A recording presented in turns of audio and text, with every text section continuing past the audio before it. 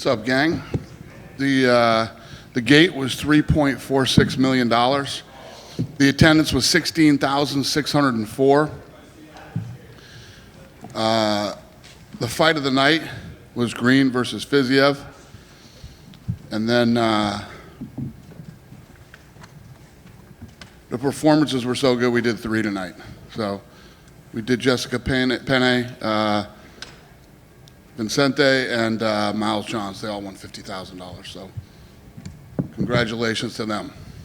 John Morgan. What's going on? Oh, I might be surprised that Ciryl Gane didn't get a performance bonus. I mean, I think he's got bigger paychecks coming on the way anyway. But he did have a great performance.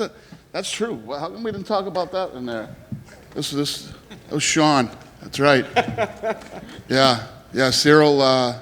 Fuck it, he gets $50,000 too. There you go. Good job, John Morgan. Get all the credit for that one. That's funny. Yeah, that's true. Ciryl Gane should absolutely get the performance. Yeah, can you talk about what you saw on their night? Because, I mean, we knew he was a great fighter, right? Undefeated, but he was criticized a little bit for his last 2 performances, being too careful, too patient, not engaging enough. Here it seems like he showed a little bit of both sides, right? Well, he was smart and then got it done. I got asked that during press day, and apparently one of the guys was saying that I had said that he was a boring fighter. I don't ever remember saying that. I don't ever remember calling him boring. Listen, if I said it, I'll own it. But I think that this guy has a style. He's a big, powerful, badass heavyweight who moves like a middleweight. You saw tonight what he was able to do to Derek Lewis. Completely shut him down. The punch that I don't know specific numbers, but it was in the hundreds, and Derek was like 3. I mean, he completely shut him down, put on a clinic, looked good doing it, made it look easy against the guy who can turn the lights out with one punch. This kid's super talented, and listen, when you start getting sucked into listening to people talk about, oh, you're boring and you're this and that, you got to tune that shit out and fight your style and fight the way that you fight. And that's what he did tonight. The other thing that impressed me with him is I was curious to see how he was going to stand up to the pressure of his first big main event. The crowds. It's definitely different. And you're in his backyard. You're in his hometown. So the guy couldn't have shined any more than he did tonight. Yeah, no question. Can you talk about what he means to the company? Now, obviously, France is a new territory. It's finally legal now. Can't necessarily go there right now, but I mean, is that exciting when you get somebody that's a champ from another country? And what does that mean? What do I always say? Everything in life is about timing, and this kid becomes the heavyweight champion tonight, and we worked long and hard, and spent a lot of money to get France done, and here we are. That's nice. And you made it clear. Obviously, the next fight is the unification fight. Francis Ngannou is next. Francis came out this week and said it's been radio silence from the UFC. He hasn't heard anything, so there's nothing to hear. He wasn't fighting this weekend. What was there to hear? So do you have any idea how when that fight could possibly happen, or how soon you'd like to do it? Do I ever know the night of the fight when that fight will happen? Sometimes, every now and then. Never. I never know.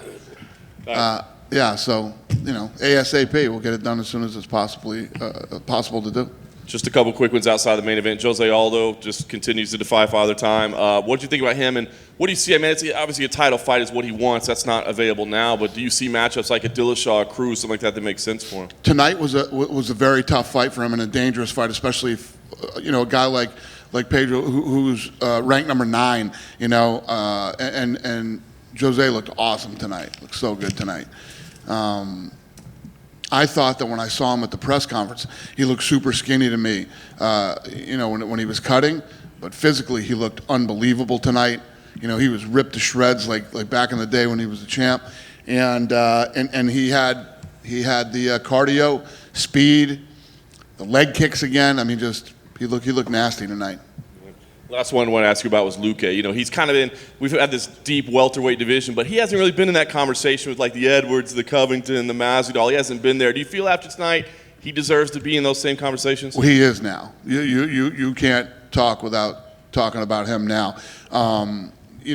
First of all, that kid is fun to watch. When he beat Woodley, Woodley's former world champ, but Woodley hadn't won a fight in 3 years. You know what I mean? He beat Woodley. Okay. Tonight, not only did he beat Michael Chiesa, but when he went for that choke, I was like, why are you trying to submit Michael Chiesa? Get back up on your feet and whatever. And he got it, and he did it. I love to watch that kid fight. He's exciting. He's a killer. And I look forward to what's next for him. And yes, you can't talk about all the top guys in the world without talking about Ciryl Gane now. Dana, there's no way you could have scripted this on your right. There's no way you could have scripted this. Derek Lewis had no reason fighting Ciryl Gane. The guy that he should have fought was Francis Ngannou. Ciryl Gane and Francis Ngannou were teammates. Now Gane is the interim, and when you make this heavyweight unification, it's between two former teammates where there's been some bad blood in there when Ngannou left their camp. There's no way you could have scripted this. I mean, this works perfectly in your Thank you, opinion, sir. right? I'm asking. It works I could not agree with you more. You are correct. I agree. It's badass, and what I love is when we were going into this fight, I was telling everybody, and it's absolutely true. You have two of the best possible heavyweights in the world fighting each other. You have the guy who beat Francis Ngannou, right? And a guy who's undefeated with the whole backstory that you just said, right? This fight got a lot of heat, created a lot of interest. Ciryl Gane goes out tonight. He looks incredible. Like he said earlier, we've been working a long time on getting France open. France is open now, and we just got a TV deal in France, and here we are. And now the two, what you always want to do when you either build fighters, build fights, or put on fights is you want to have the best possible guys fighting each other that you possibly can. It doesn't get any better than this. You couldn't write it. You couldn't script it. Fucking Vince couldn't have wrote a better script for this whole thing. It's beautiful, and I agree with you, sir. And I'm glad you noticed. Last one. Do you think Derek Lewis, the pressure was too much for him? No. Because when he came out, though, he looked a little tensed. Ciryl Gane was too much for him. Ciryl Gane moves like a middleweight. His footwork is unbelievable. This guy stays on his toes the whole time, stays on the outside and picks you apart. He is a very talented fighter. And he's also, his fight IQ is through the roof. This guy's the real deal. Him and Francis is a badass heavyweight fight. Great script. Yep. Dana here. What's up, buddy? How are you? So we talked about Francis, Derek Lewis. You ain't said nothing about Mr. Jones. Is he just the odd man out? Are you calling his phone? He's not fighting until next year. It's 2021, my brother. He's not fighting until 22. So I'm not even thinking about him until 22. Give some insight on Tisha Torres' performance. She's had the rough 2020, and she's came back strong. She was putting them hands on her today. Yeah, no, let me tell you what. I thought Tisha was going to come out and try to push her against the fence. And, she came out, guns a-blazing. She looked better tonight than she's ever looked in any of her fights she's ever had. She looked incredible tonight. She put on a great performance. Y'all usually don't go to places 2 times in 1 year. What is it about Houston, Texas that draws y'all? Y'all have had 2 crazy cards here, 2 crazy crowds, and it just seems like it works. UFC in Houston. Yeah, it's back-to-back sellouts here. What isn't to like about Houston? The fans here are great. I love everything about the city, and with what's going on in the world right now, the easiest places to put on events are Texas and Florida. So. We'll see what happens. Of course, I know you're not a doctor or anything. Have y'all looked at past September for doing fights or anything like that on the pay-per-view cards? Are y'all still going over to Abu Dhabi? Yeah, I go on vacation tonight, and then when I get back, I'm planning my trip to Abu Dhabi. Dana, down here to your right. I'm interrupting. Oh, right. Hey, yeah, gotcha. Okay. There you go. Sorry about that. You talked about Houston, Texas, Dana. I'm sorry about it. I'll get you next. That's all right. I'll get him next. Go ahead. What about talking about Paris? We got a French champion now, and Francis Ngannou used to practice and train in France, and even though he's from Cameroon, he lived in France. Can we expect a big championship between Francis Ngannou and Ciryl Gane in Paris? You can only hope so. Like this gentleman and I were just discussing, it couldn't play out any better than it has. The only kink in the whole perfect story is the crazy shit that's going on in the world right now. So I don't know. In the perfect script, yes, we go to France and we do that fight there. That would be amazing. But I don't know. We'll have to see how it plays out.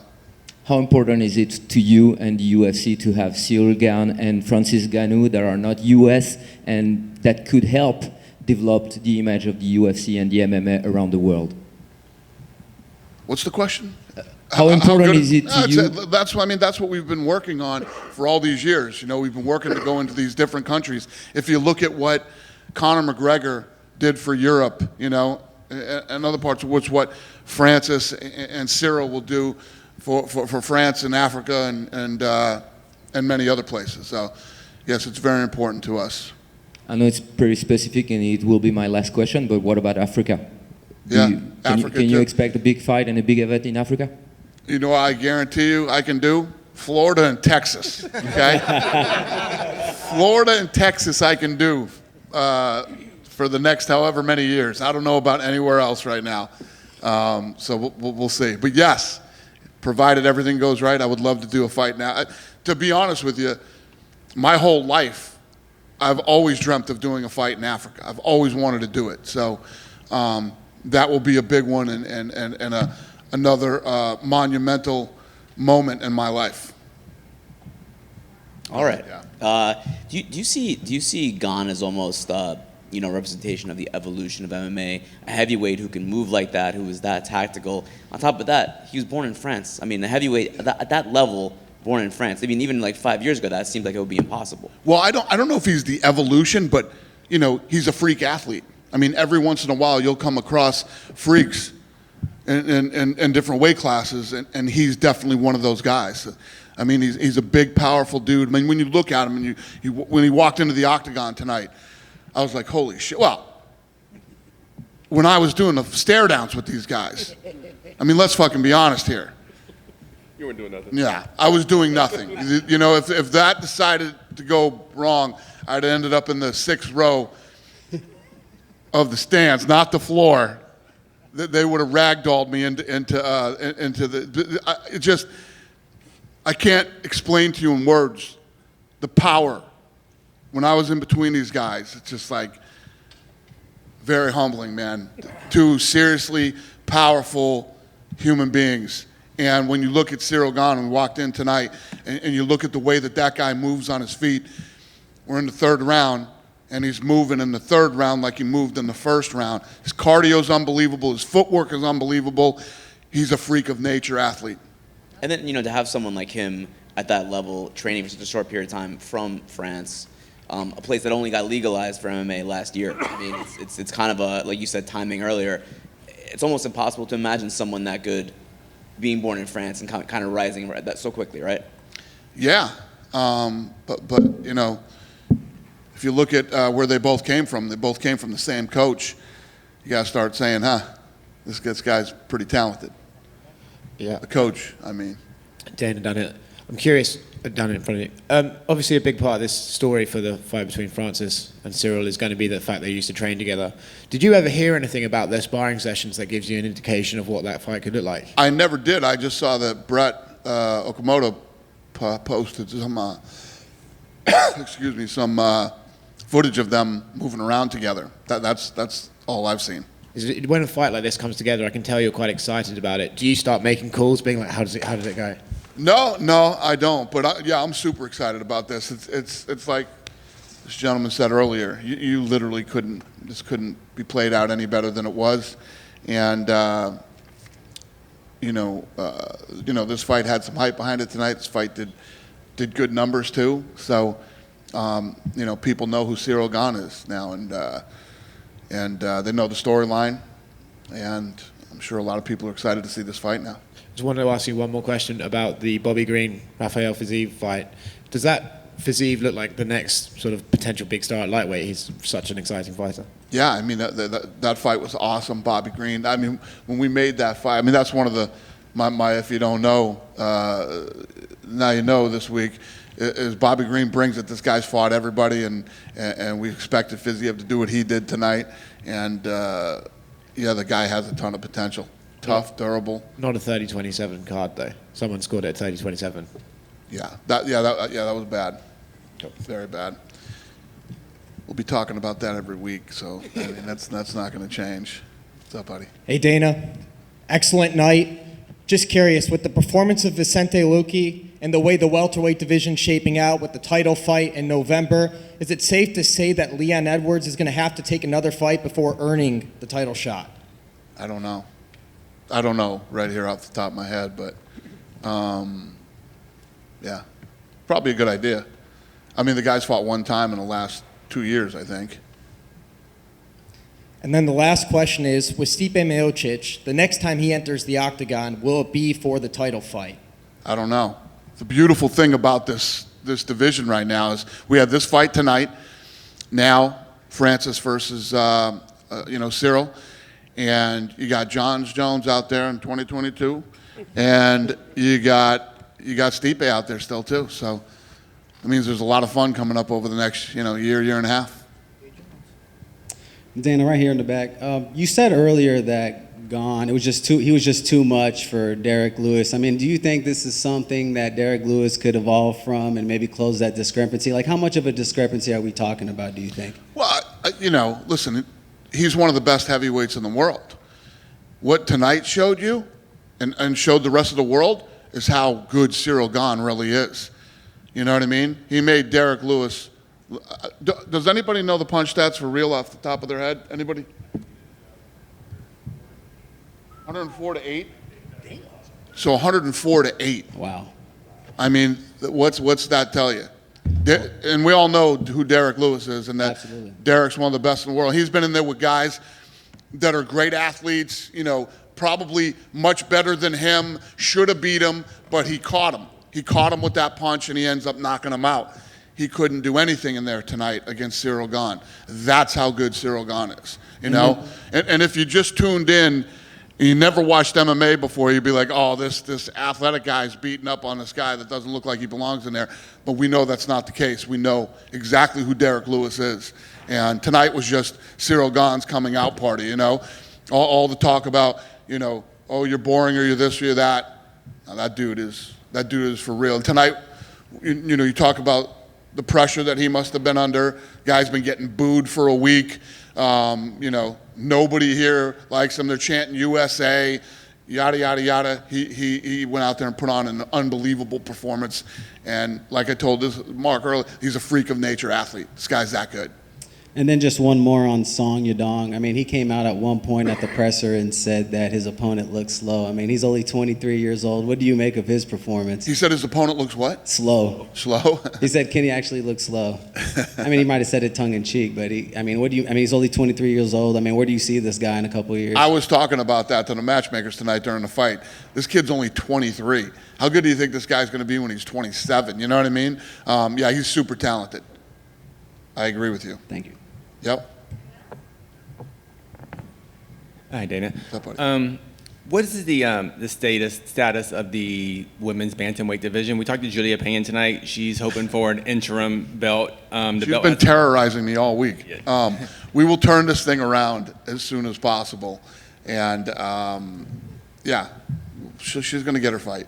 Would there be an interim title, or is it No. Is it Amanda Nunes? Or She not? asked me that too. Yeah, Okay. no. Well, we talked to her. This is what happened tonight in the heavyweight division compared to what's going on over there in that division is apples and oranges. You can't even compare them. She didn't disagree with that either when I told her they're apples and oranges. Anybody else? Thank you. Yep. What's up? Give us some insight on that $1 billion streaming deal. I know that's progressive sport. That's big time stuff right there. Is that what? What's the question? The $1 billion streaming deal that y'all got. The streaming deal? Yeah. What about it? How that put y'all up there with the big boys with the big TV deal that people. I'm pretty sure about 4 or 5 years ago you were wanting this. It's kind of, I'm gonna say it's a dream come true, but I'm pretty sure it's been on your priority list. Well, there's I say it to you guys every week. This sport's on fire right now, man. I mean, if you look at what we've done through the pandemic and then coming out of the pandemic, the sport just keeps getting bigger and bigger and bigger. Yeah, it's awesome. It's all good, man. And once everything starts to open up again and get back to normal, I'm looking forward to all the different things that are possible with this sport right now, where we're going, where we're headed. I mean, it's incredible, and it's good for all of us. It's good for you, it's good for me, and it's obviously incredible for the fighters. Thank you, guys. Have a good night.